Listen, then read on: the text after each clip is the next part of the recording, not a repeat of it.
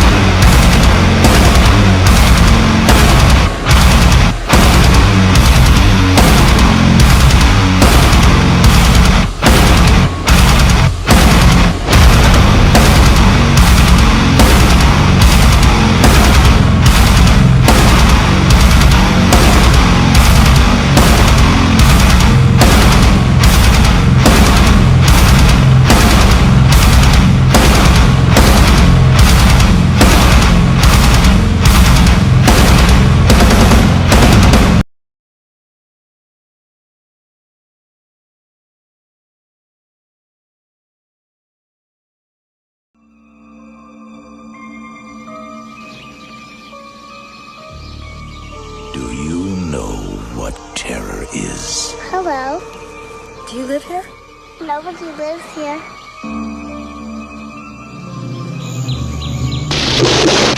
Real terror.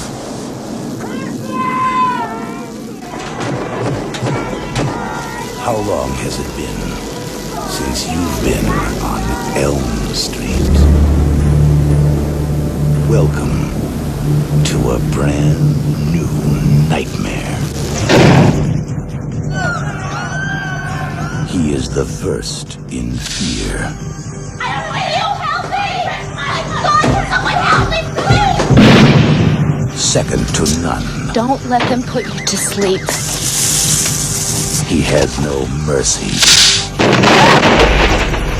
And no equal. Now no one sleeps. Get ready. This August, your wildest dreams will come true. How sweet, fresh meat. A Nightmare on Elm Street Part 4. The Dream Master. Hey everyone, welcome back to the Hatch Boys. My name is P. Rich, and today I'm going to be reviewing and discussing A Nightmare on Elm Street for the Dream Master. Alright, so The Dream Master is a 1988 American fantasy slasher film and the fourth installment in the Nightmare on Elm Street franchise. It was directed by Renny Harlond. Renny Harlond, yeah, I mean, he made a few good movies I like. I like Die Hard 2, Die Harder, Cutthroat Island. He did Cliffhanger with Sylvester Stallone and John Lithgow. That was a great movie. I love that movie. Yeah, so, man, this movie, it's one of those movies that's like good and bad. Like, you know what I mean? I consider this movie, like, honestly, just to be like a slasher horror comedy film, to be honest. This is like MTV Freddy, like the beginning of it is, it's a fucking joke, I think. Anyway, so I mean, there's good things I do like about this film, but I'll get into that after. But yeah, overall, man, I like the Elm Street 3 way better than this fucking movie. Yeah. So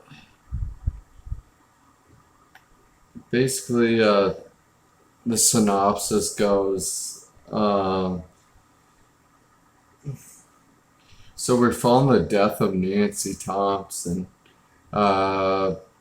Christian, Joey, and Kincaid get out of the psychiatric hospital, and this is a year later, and they're just trying to live a normal life, and they're back at school, and Krueger appears in the dreams of Christian. After completing his revenge against the families who killed him, Krueger uses Christian's best friend Alice Johnson to gain access to the new victims in order to continue his murderous rampage, his needs to murder. Yeah, I just think it falls short, man. And Patricia Arquette, she is not back to reprise her role. She didn't want to be in horror films anymore after the third Nightmare on Elm Street. She wanted something more serious and dramatic. She wanted to be in like drama movies and that type of thing. So yeah, she was done with horror films, and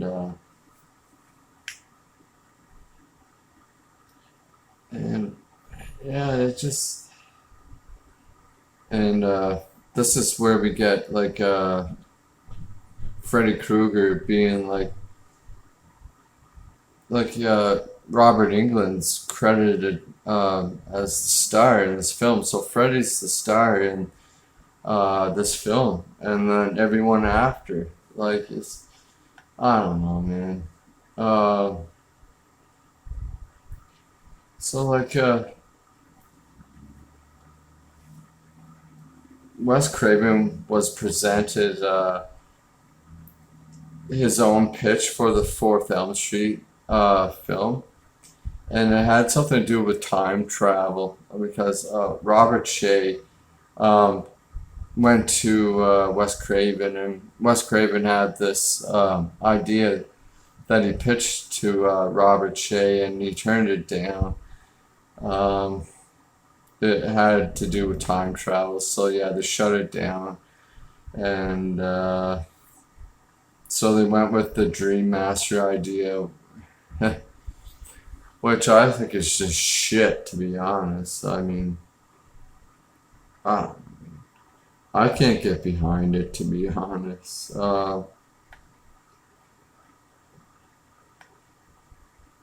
Yeah, so anyways, I mean, we're opened up with Christian, and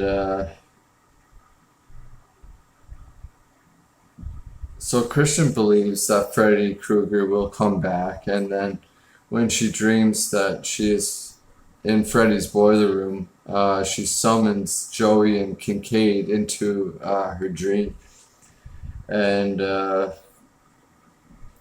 to reassure Christian and Krueger is dead, Kincaid and Joey take her to Krueger's boiler room in the dream and show her that the boiler is cold. The next day, Christian meets up with her boyfriend, martial arts artist like Rick Johnson, and their friends Rick's shy and quiet sister Alice, Sheila. She's a asthmatic, like a smart girl. She's like a big achiever, whatever. Like a Yeah, so anyways, and Debbie, an athletic girl who dislikes bugs. And Kincaid and Joey confront Christian at school about the dream. They tell her that their days of fighting and dreams are over, and if she continues, she might accidentally bring Krueger back.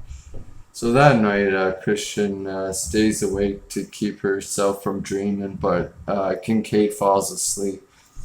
He awakens in a junkyard. I mean, this set piece is great. Like, I love it. It's basically the same set piece they use from the third one. They just use a junkyard, but it's great. I really love it. But anyway, so Kincaid wakes up in a trunk in this fucking car junkyard, and he sees his dog, and he pisses out fire, brings Freddy back. It's so fucking stupid. I'm like, why? Why would you bring him back that way? Like, and they kill off all the fucking three characters in the previous film, all in like fucking like the second act of this film, not even the first act, I think. Well, you see Freddy get resurrected, 15, 20 minutes into this film. But I mean, that scene's good. I do like that scene, but Kincaid's, how he dies is weak. It's weak, man. And it's like, you would think that they would have... Anyway, so, what I think they should have done was left Joey, Kincaid, and Christian in this film, right to the end. Either second act or third act, keep them right into this film, invested into this film, because these characters we already know about, and they're good characters. Like, I'm invested in these characters, like these new ones that we just met. They could be your throwaway actors that nobody even gives a shit about. Like, anyways, so it does kind of bother me. I'm like, why kill all these off first and then introduce these fucking characters that nobody even gives a shit about? Like, Alice is alright, and Rick, he's okay. But like the other ones, like Deb, I mean Dan's alright, but like it's just fuck. Why? Why would you do that, man? Should have kept it going. And I would have brought Freddy back like in a different way where a dog's not pissing fire to resurrect him back from the fucking dead. I would have like had like one of those little girls chanting like the Freddy nursery rhyme, skipping, and then the dog like fucking attacks this little girl and her blood spills over the ground or something and resurrects fucking Freddy to come back. And then you have Kincaid fight Freddy, and then Kincaid wakes up and he's still alive, and Joey's still alive, and Christian's still alive, and at least till the end of the film, and kill them off, whatever, who gives a shit. But like, you should have kept them going. Anyways, that's what I think. But then, so now Kincaid's just standing there watching Freddy getting resurrected back from the dead. But I do like this set piece. It looks great, and they utilized Freddy in the dark shadow, which I love. I love that, and yeah, it's just like fuck, man. So he just grabs Kincaid and, well, Kincaid kind of like just throws a bunch of junk cars on him and squishes him, and he thinks he got him, and then anyways he didn't. So Freddy grabs Kincaid and he's like or Kincaid's like, I'll see you in hell, and Freddy's like, tell him Freddy sent you, and then fucking stabs him, and that's how Kincaid goes out. It's like, what? Like, why? Come on. Fuck. Should have been a better fight at least if you weren't going to keep him around.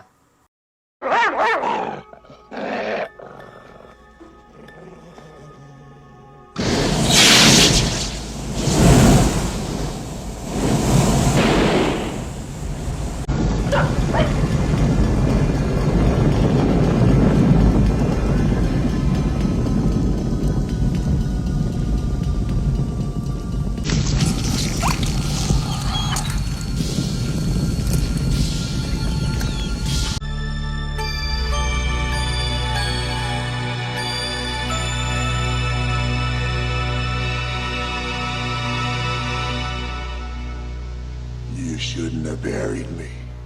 I'm not dead.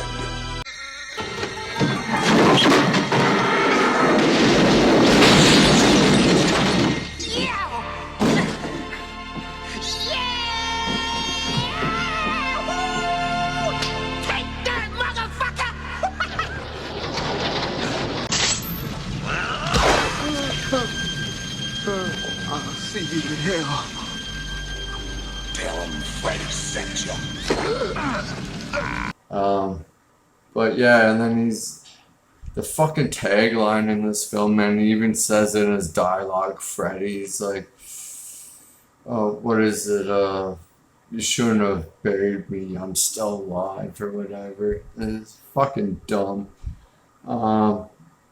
So then Joey ends up dead. He has like, he's watching MTV and he's falling asleep, and he's looking at the pin girl up on his poster. And then, so he falls asleep and his waterbed's moving, and he looks to see what the hell's wrong with his bed, and then it's that girl from his pin-up poster, and she's naked, and so anyways, and then all of a sudden you see Freddy like rip right through the fucking waterbed and pull him down. He's like, how's this for a wet dream? I'm like, yeah, it's okay, whatever.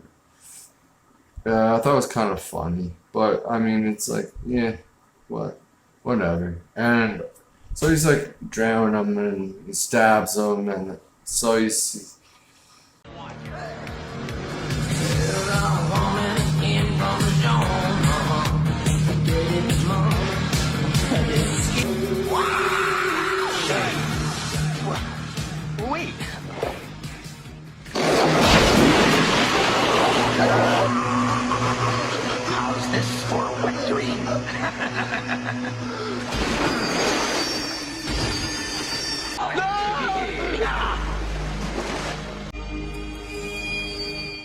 phone, and so you see. And then now we're like back at the next morning where Christian realizes that Kincaid and Joey were found dead. Well, she like notices that they're not in the same class, like they're not there, and she automatically thinks Freddy got them the night before. So they were found dead. She later tells Rick, Alice, and Alice's crush Dan, Jordan, about Freddy and vows to avenge Kincaid and Joey. So Christian realizes that her mother has put sleeping pills in her drink while she was eating dinner, but falls asleep, and she tries to run out of the dining room. Christian goes up to her bedroom and she falls asleep. And earlier Christian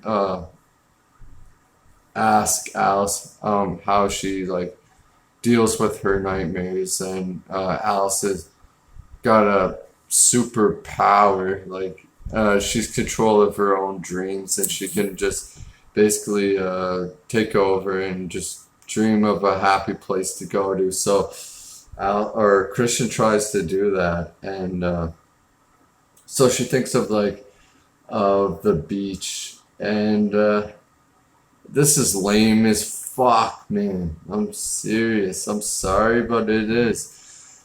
She wakes up at the beach. She's like, oh, my happy place. And then she sees this little girl like build a sandcastle, and she's like, oh, hey, little girl, what's your name?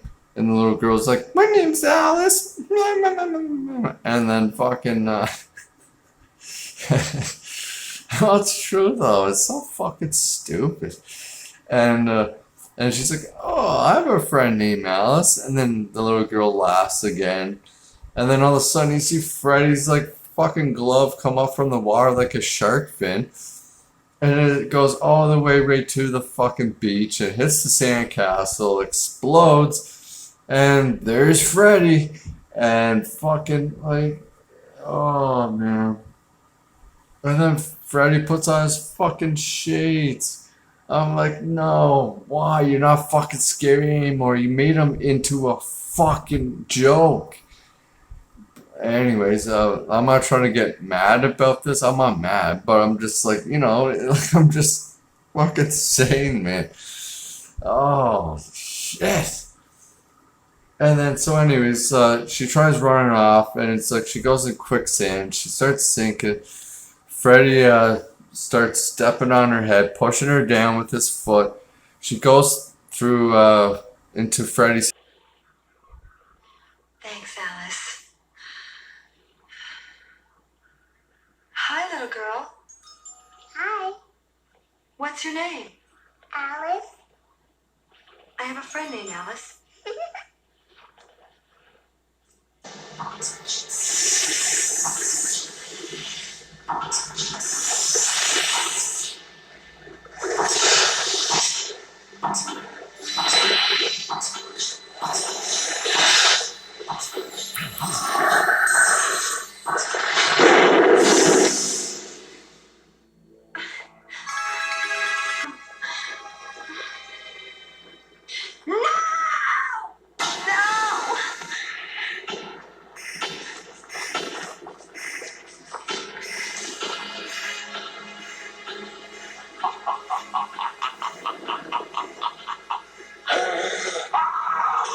Freddy starts stepping on her head, pushing her down with his foot.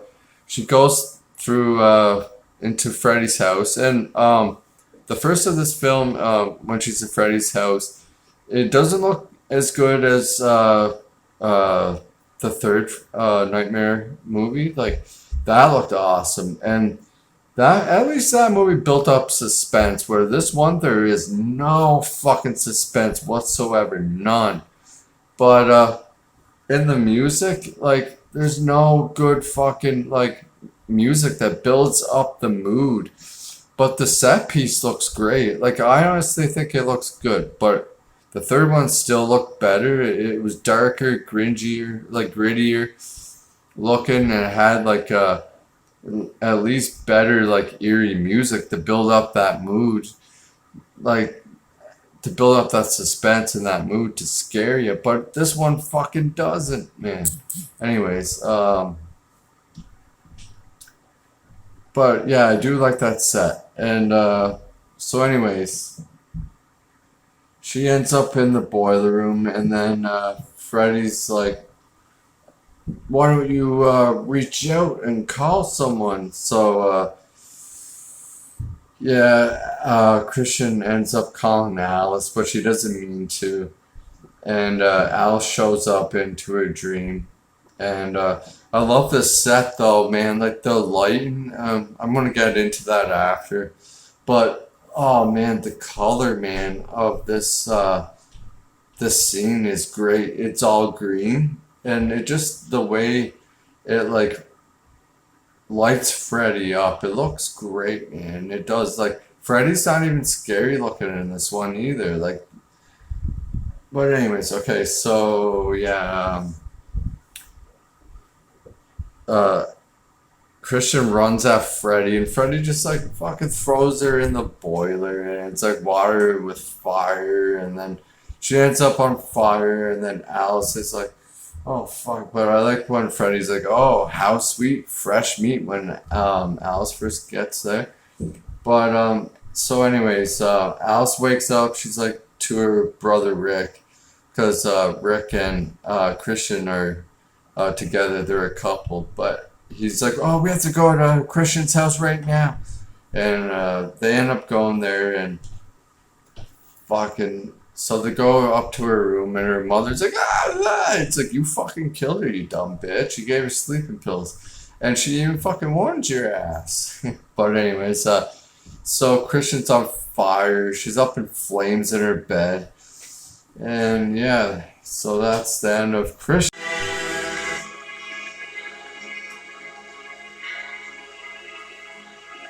Elm Street's last breath. Farewell. We beat you before! And now you're all alone.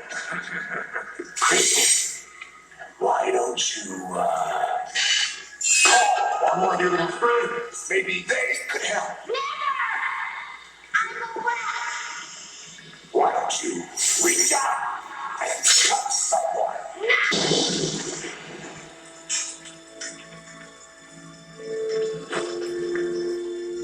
How sweet, fresh meat.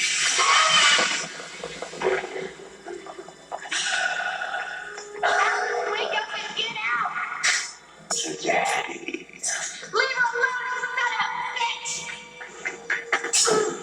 Now no one's sleeping. To my children. You leave my power! And yeah, so that's the end of Christian. So all three of those fucking characters that we get from the third film that would have made this movie even better if you left them in are fucking dead. So now we're left with these fucking new characters that we don't even give a shit about. Like maybe Alice a little. Yeah, she's alright. Her brother Rick, yeah, he's okay. Dan, you don't even really know much of Dan. The other two, like Sheila and Debbie, like who even gives a fuck? But earlier, like when Christian noticed that Kincaid and Joey were gone, and she like falls back and hits her head off the wall and gets knocked out. So she's like in a dream, and then you see like fucking Robert Englund dressed up as Drag as a nurse, and it's like, oh man, even that fucking scene's fucking stupid too, man. And he's like, I want to withdraw some blood. I don't know. And then he turns into Freddy and turns around. And it's just so fucking stupid. But she woke up anyways. But yeah, that scene fucking sucked. I didn't like that scene at all. So now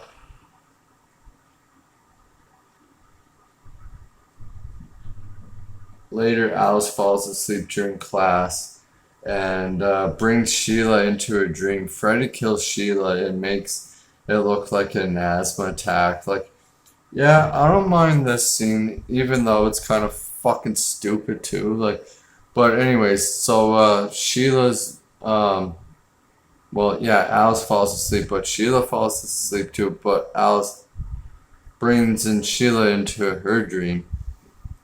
And so anyways, so Sheila's like trying to write her exam, and then she sees all the print on her exam start moving around, and then it goes and it writes learn with Freddy's fun. I was like, okay, that's okay. And then you see like Freddy in the teacher's desk sitting there carving an apple with with his glove, with his razors. I'm like, alright, it's kind of dumb, but alright, let's see where it's going. And then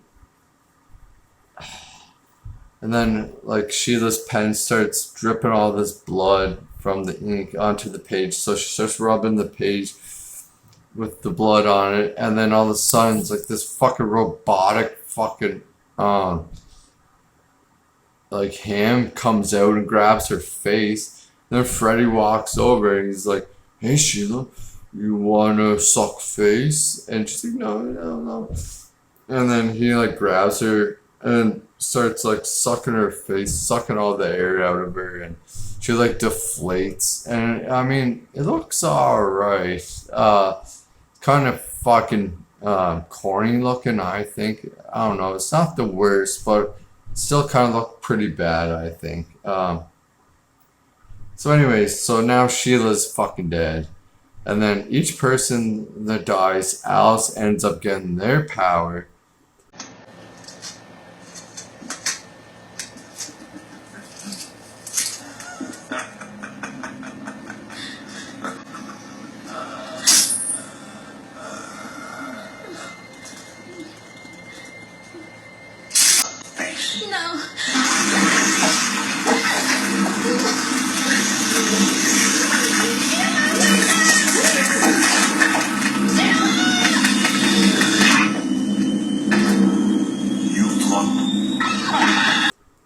No. Now it's Rick. So Rick starts to believe Alice, but the following day, he has a dream where an invisible Freddy attacks him in a martial arts dojo. Rick fights him and manages to knock his blade glove off. However, the glove levitates and stabs him, killing him. It's the weakest fucking thing ever. And you don't even actually see fucking Freddy like fighting. It's something to do with a budget or something they had. I don't know. Something fucking stupid. But it's so fucking dumb, man. Like the whole scene is just shit. Like, at least they should have made him kicking fucking Freddy's ass, actually fighting him, and seeing Freddy fight back, but they don't. And, oh my god, man, it's just brutal. And you just see fucking Freddy's glove moving, and it's like it's on string or something, and they just... It's bad. It's bad. It really is. So anyways, now fucking Rick is dead, and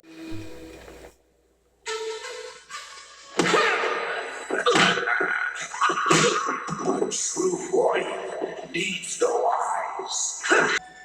Too wimpy to show yourself, Krueger? So how's this for balance?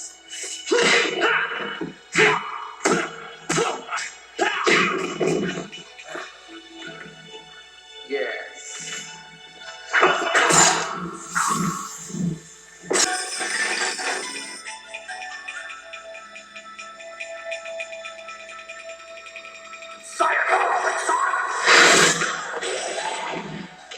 the abilities and the personalities of her dead friends. She makes plans with Debbie and Dan to fight and kill Freddy together, but when her father keeps Allison Alice falls asleep. Yeah, her father's a dick.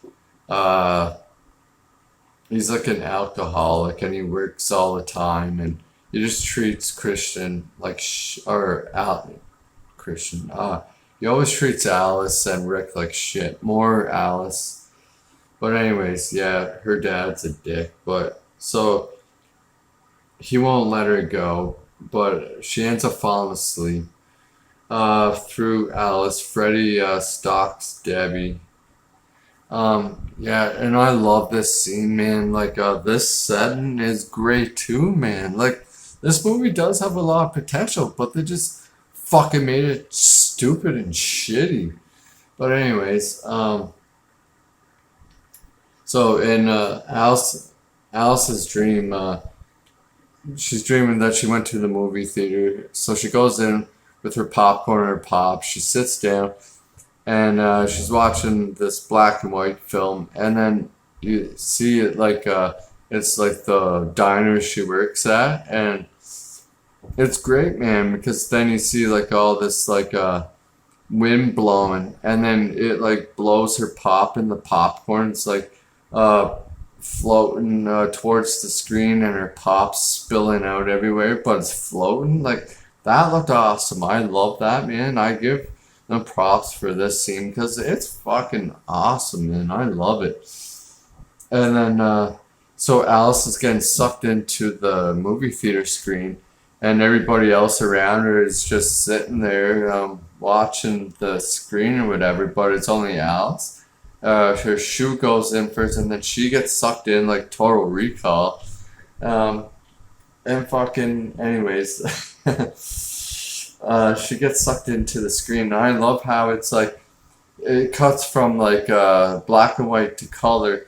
Like, I love that, yeah. And she's looking like she's in the screen, but like we see like the viewer's point of view from in the theater, but we see Alice, and then we see Alice's point of view into the movie theater. It just looked so well done, and they did a great job. I love that. And anyway, so yeah, and then she ends up going into the diner, and then you see Freddy. Well, you see like a image of herself like in the future. She's all old and she still works at this shitty ass diner job, and you see Freddy come up, and like the older Alice gives Freddy a pizza, and on the pizza it's like meatballs, but it's like of all the souls of the children that he killed, heads as meatballs. And they're all like, and he sticks like one of his razors into a meatball in one of the kids' heads, and it's like, no, and he eats it. It's like, soul food. That was okay, alright.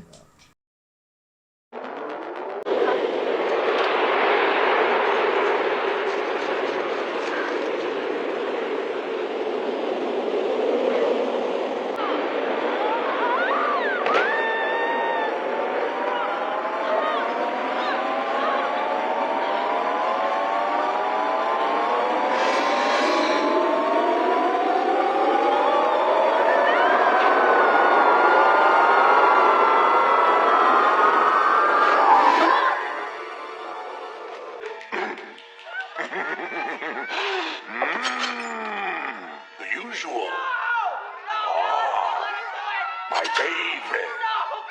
Eeny, meeny, miny.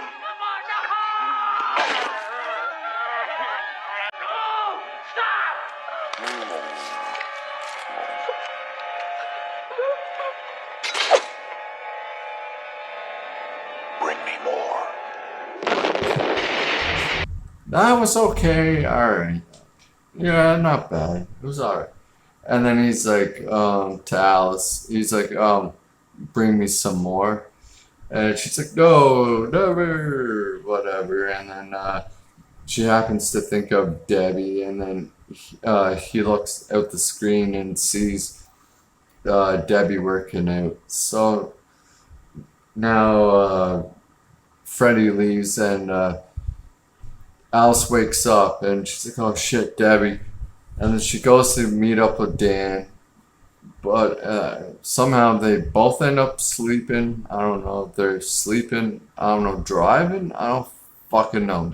But anyways, they're trying to go get Debbie. But Freddy puts them in a loop, so they just keep going, like doing the same thing over and over and over again. And almost like deja vu happening. But anyway, so Debbie's like doing her bench press exercises, and then Freddy appears like above her, and then she's like, I don't believe in you. And then Freddy's like, well, I believe in you. And then pushes down on the bar, the dumbbell bar, and her like elbows just fucking split open like crack, man. And she starts screaming. It's great visual and practical effects, man. I love it, man. I fucking love it. And then anyways, she's like screaming. She stands up and she goes like this with her arms, and they just fall off right on the floor. That kind of looked a little weak. It was like they looked just too rubbery, but whatever. It was not bad.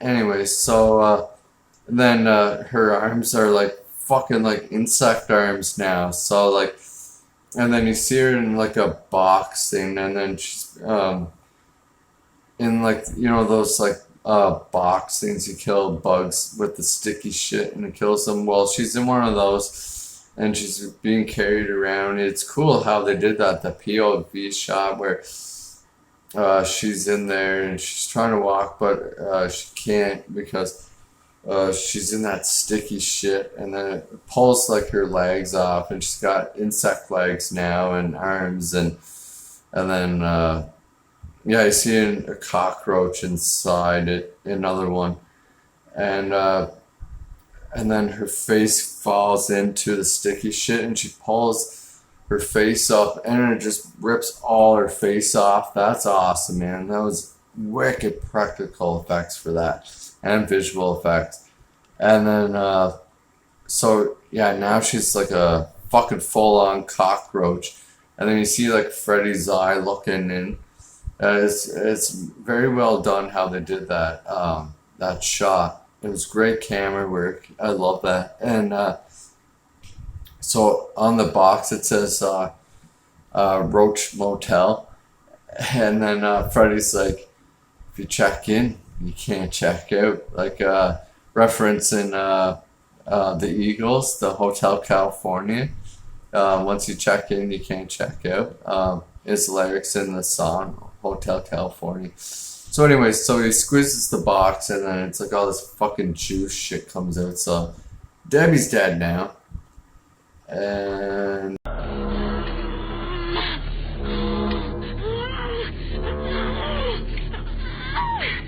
No pain, no gain.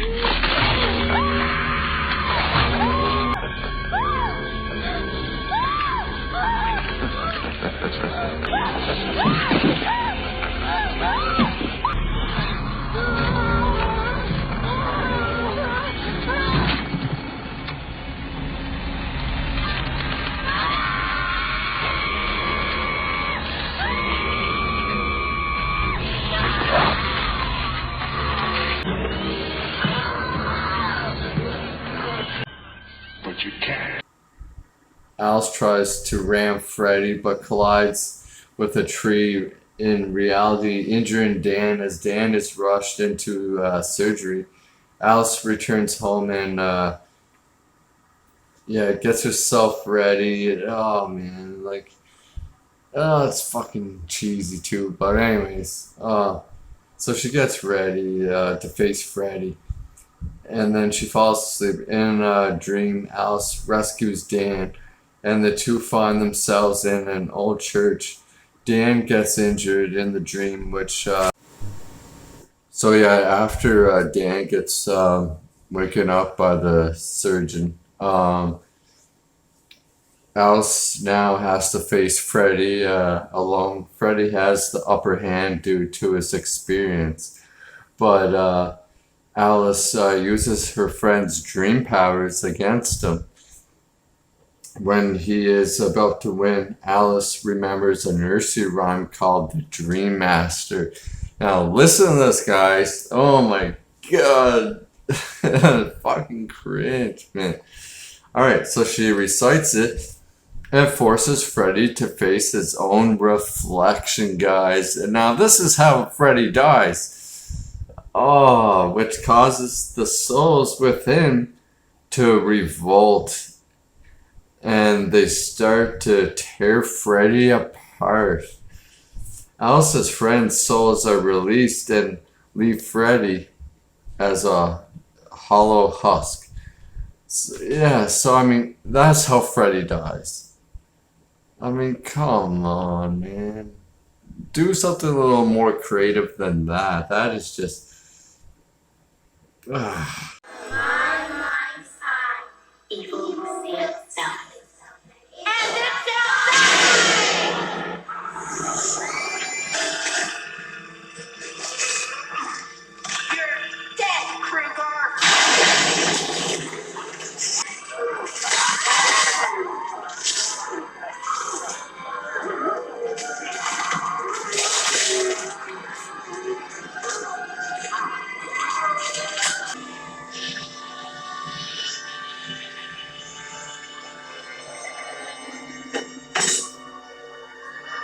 And that is just...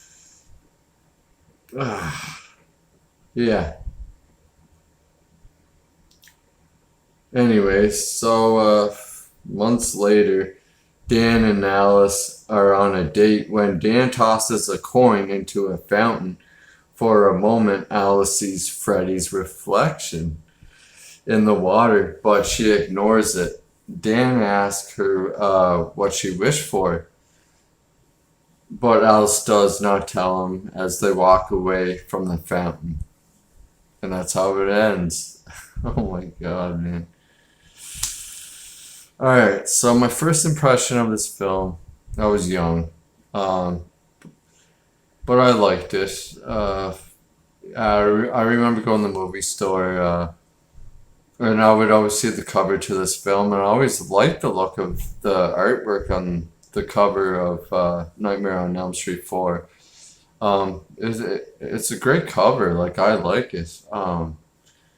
But yeah, my mom's like, no, I'm not renting you some horror crap.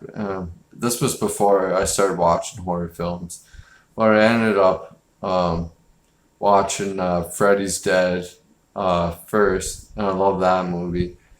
And then my brother introduced me to A Nightmare on Elm Street, the first one. Fucking love that even more. And then I started renting the rest of them. Seen the second one, and then I watched the third one.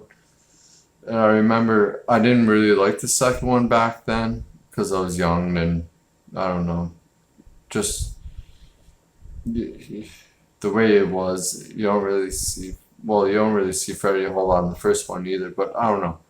I just remember I never liked the second one. I liked the third one, and I watched this one. I love this one too. And then I seen the fifth one. I love that also. But like once I got older, man,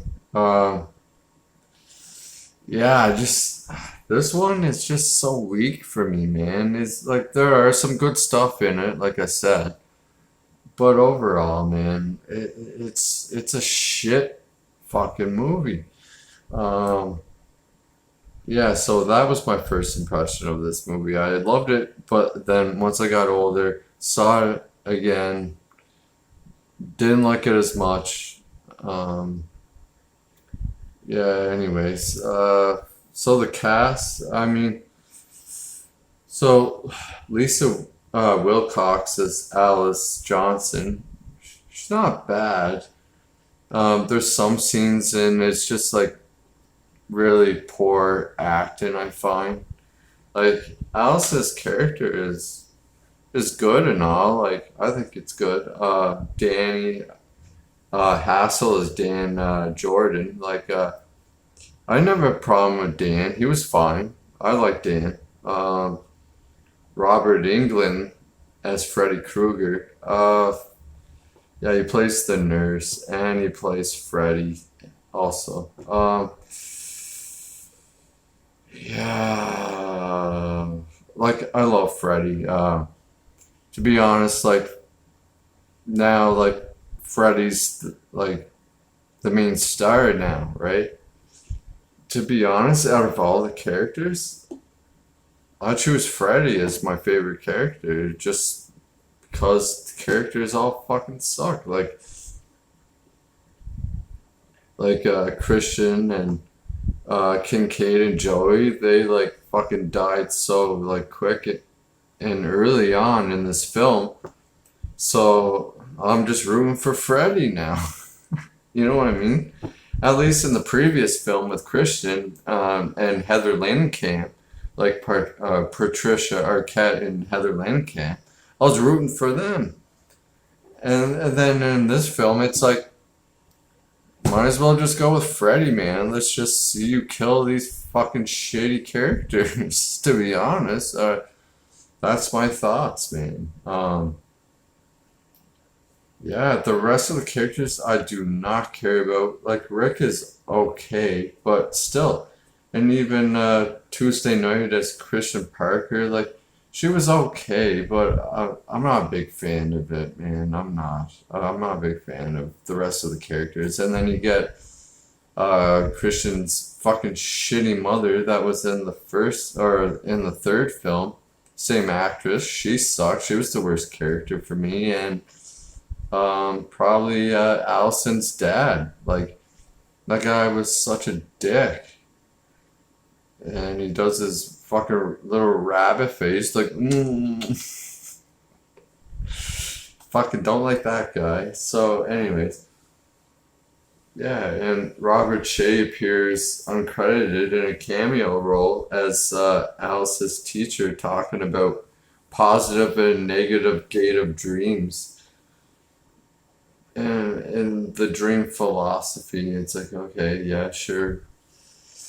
But Robert Shea, I don't know, this whole fucking film is just, it's downhill from the first, second, third one, to be honest. It's a departure for sure, man. Like I said, the technical elements in this film, very well done. Like, the settings are great. I love the settings in this film. Like, they were and the dream sequences are great. Like, the movie theater, that looked awesome. Freddy's house looked decent. Like, it looked good.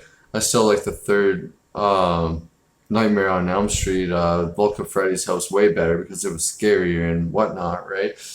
Yeah, the cinematography by Steven Fierberg was good. Like, I enjoyed that.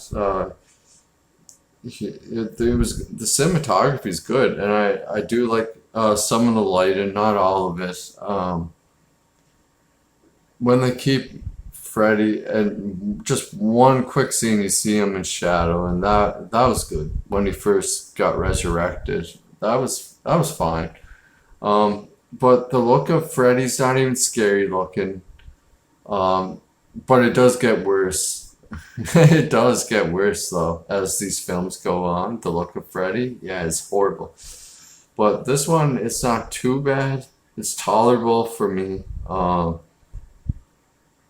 That scene where in that dream sequence, he's in the boiler room and you get that the color of green on him. That looked fucking awesome. I love that. That looked very well done. I like that. The sound like effects in this film are not the worst. They're not bad. Like, sound effects are okay, yeah.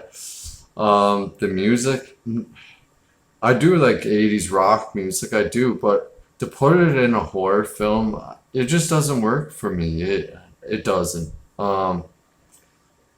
And they only get the first, like, Nightmare on Elm Street theme song, but it's like different. It sounds different. I don't know.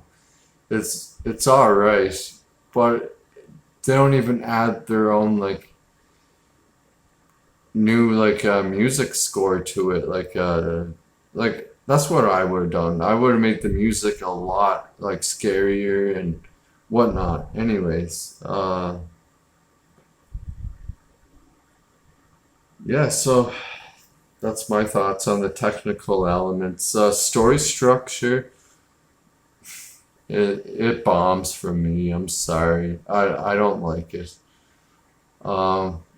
There's a few good scenes in it, like I mentioned before, but overall, the story structure kind of sucks. Yeah.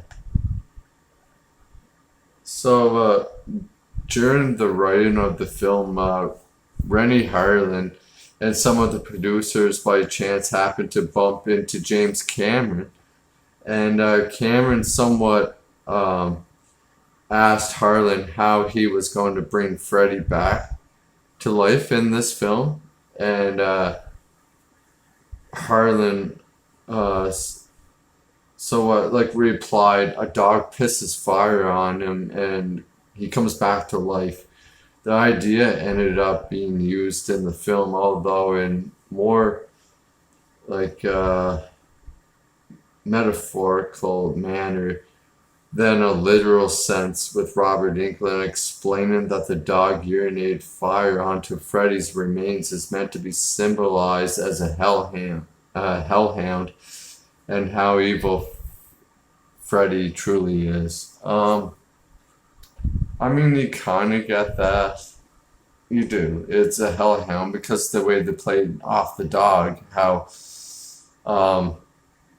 Kincaid's he's the owner of the dog, but it turns on him. So yeah, you get that interpretation of it being a hellhound, that Freddy possessed the dog to do that. Like, you know what I mean? Yeah, so it's still fucking weak for me. I would have went with something way different than that.